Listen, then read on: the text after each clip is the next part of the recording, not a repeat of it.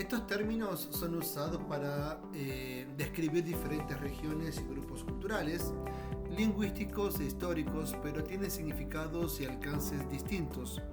A continuación vamos a hablar de algunas definiciones y características de cada una de estas regiones. Y vamos a iniciar como primer punto hablando de Latinoamérica, el cual se refiere a los países de América donde se hablan lenguas romances derivadas del latín, como el español, portugués y el francés. Incluyen países como México, Argentina, los denominados hispanohablantes, Brasil, que los denominan lusófonos, y los francófonos, que hablan portugués, como por ejemplo Haití, Guayana Francesa, entre otros. Y excluye países como anglófonos, como Jamaica, Belice, Canadá, y todas las lenguas indígenas predominantes que no fueron influenciadas por el latín. Hispanoamérica, como segundo concepto, podemos agruparla únicamente en los países donde el idioma oficial es exclusivamente el español, ¿sí? Y en este caso vamos a excluir a Brasil por el hecho de hablar portugués, Haití y por francés, y los territorios anglófonos o predominancia indígenas. Iberoamérica, como tercer punto, son los países que engloban los países de América donde se habla español o portugués, es decir, aquellos que fueron colonizados por España y o Portugal, junto a los países de la península ibérica. Incluye países de habla hispana en América, Brasil por hablar portugués, o sea, España y Portugal, que fueron los conquistadores o colonizadores. En este caso excluye los países de habla francesa y de habla anglosajona. Como punto 4 vamos a hablar de un concepto que pocos escuchan o entienden, que es la eurolatina, que es un término menos usado, pero se refiere a los países europeos cuyas lenguas derivan del latín. También destaca su relación cultural con América Latina. Incluye países europeos de habla romance, como por ejemplo España, Portugal, Italia, Francia y Rumania. El enfoque lingüístico y cultural resalta las raíces comunes entre Europa Latina y América Latina. Y una gran pregunta que no podemos no dejar de hacerla es cómo surge el concepto de América Latina. Este término de América Latina tiene raíces en los cambios geopolíticos y culturales que comenzaron en el siglo XIX. Su creación no fue tan espontánea, responde a un conjunto de factores históricos, como por ejemplo durante la dictadura colonial, estamos hablando de la colonización europea, entonces de España y Portugal, donde dominaron gran parte del continente, mientras que Francia tuvo presencia en ciertas regiones. Las lenguas derivadas del latín, como por ejemplo español, portugués y francés, se convirtieron en los principales idiomas de estas colonias, junto con sus sistemas políticos y sociales europeos. Sin embargo, las culturas indígenas y africanas jugaron un papel fundamental y crucial, dando lugar a una mezcla cultural que podemos denominarlo como sincretismo, que es propiamente de la región. Como otro punto, vamos a hablar de las independencias latinoamericanas, que ocurrieron también al inicio del siglo XIX. Los países de América comenzaron a buscar independencia de sus colonizadores europeos. Líderes como Simón Bolívar y el argentino José de San Martín y otros soñaron con una región unificada, libre de dominio extranjero. Este sueño, conocido como el panamericanismo, buscaba la unión de las excolonias de habla hispana. A medida que las naciones recién independizadas definían sus identidades, emergió la necesidad de diferenciarse tanto de Europa como de Estados Unidos. La introducción del término América Latina fue promovido por intelectuales y políticos para destacar una identidad común. Sin embargo, su uso y promoción en el siglo XIX tiene un trasfondo político importante. Y en este punto tenemos una intervención muy importante, una intervención francesa y de Napoleón III. Y esto ocurrió durante los años de 1860.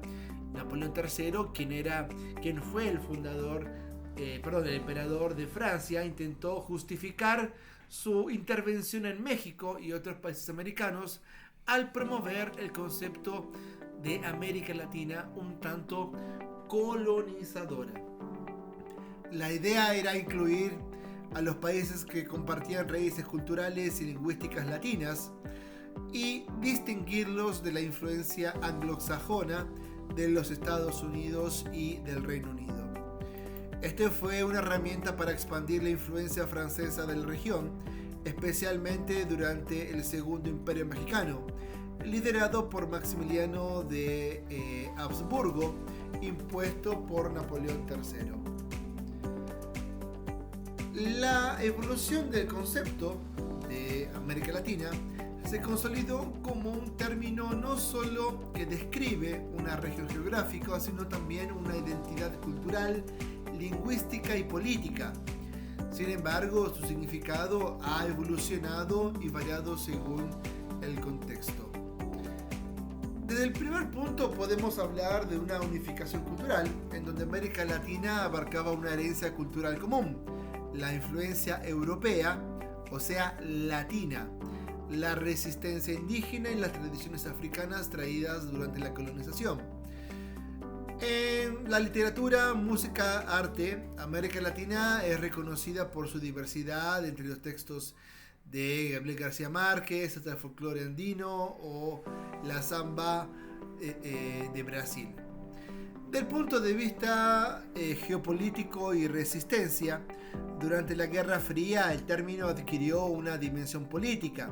América Latina se percibió como una región que resistía a la influencia de Estados Unidos y las potencias europeas. Los movimientos como el socialismo latinoamericano y la teología de la liberación utilizaron el concepto latinoamericano como símbolo de unidad frente al imperialismo. Tenemos un cuarto punto que es muy interesante, donde hay una crítica a este concepto. A pesar de su unidad para definir una región cultural, la América Latina ha sido objeto de diversas críticas. En este primer punto vamos a ver la cuestión con Europa, en donde tenemos un eurocentrismo. El término se centra en las raíces europeas, o sea, latinas, deja de lado las contribuciones fundamentales de las culturas indígenas, africanas y mestizas. En regiones como el Caribe y la Amazonia, las tradiciones autóctonas no encajan fácilmente en esta categoría latina. América Latina también es una región extremadamente diversa en términos de idiomas, costumbres, regiones y niveles de desarrollo económico. O sea, en este punto tenemos la cuestión de la homogeneización. También países como Brasil, por ejemplo, tienen una identidad cultural distinta debido al idioma portugués, lo que a veces los aleja al discurso general sobre América Latina. Del punto de vista del uso político, originalmente el término fue utilizado por potencias europeas como Francia para justificar intervenciones políticas y colonizadoras conquistadoras. Algunos los ven como una herramienta para perpetuar una narrativa de dependencia cultural hacia Europa, ignorando las capacidades propias de los países latinoamericanos. Como quinto punto, América Latina en el contexto actual.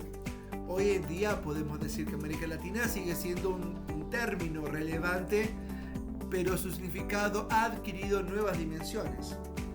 Como primer punto, desde el punto de vista de la globalización, En el contexto de la globalización, América Latina se enfrenta a desafíos como la desigualdad económica, el cambio climático y las migraciones. También las nuevas generaciones reinterpretan el término para incluir la riqueza de las culturas indígenas, afrodescendientes y mestizas. Y como segundo punto, los movimientos sociales.